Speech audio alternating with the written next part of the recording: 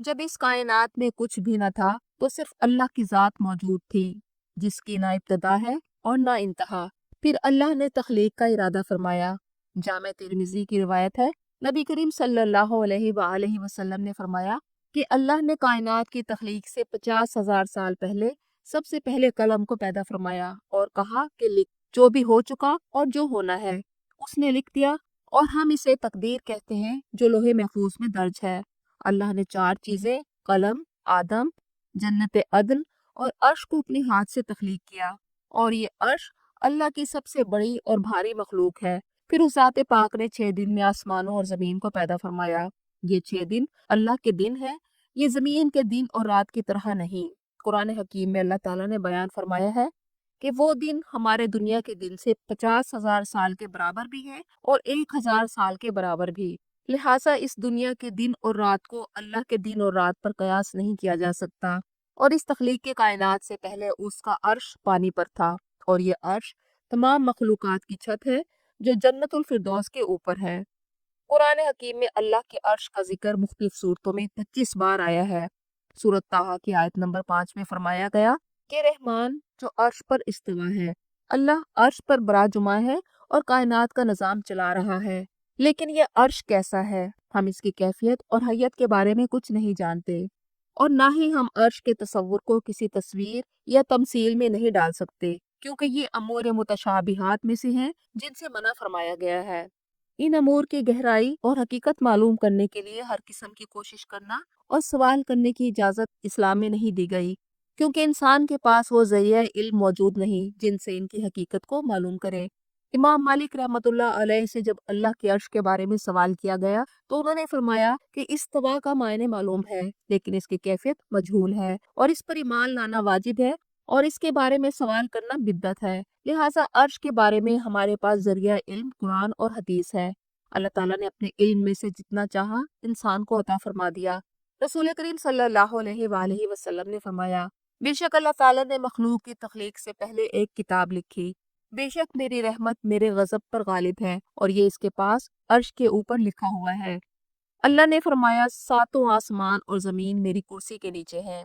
ایک اور حدیث میں عرش الہی کی عظمت بیان کرتے ہوئے رسول کریم صلی اللہ علیہ وآلہ وسلم نے فرمایا کہ اللہ نے فرمایا کہ 7 آسمان اور زمین میری کرسی کے نیچے ہیں۔ یہ کرسی عرش نہیں بلکہ عرش سے بہت چھوٹی ہے۔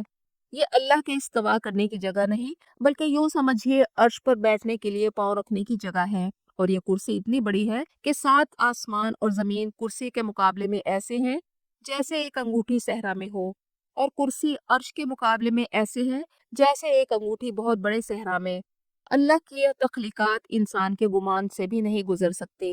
صحابہ کرام رضوان اللہ علیہم اجمعین نے ان کے بارے میں رسول کریم سے کبھی سوالات نہیں کیے گئے، کیونکہ جو کچھ انسان کے احاطہ علم میں نہیں آ سکتا اس کی کیفیت کے بارے میں سمجھنا نہیں چاہیے، کیونکہ جو عقل انسان کو دی گئی ہے اس کی بھی حدود ہے۔ سنن نبی داؤد کی روایت ہے، حضرت جابر بن عبداللہ بیان کرتے ہیں کہ نبی کریم صلی اللہ علیہ وآلہ وسلم نے فرمایا کہ سفر معراج کے موقع پر مجھے اجازت دی گئی کہ میں ایک فرشتے سے بات کروں جو عرش اٹھائے ہوئے ہے۔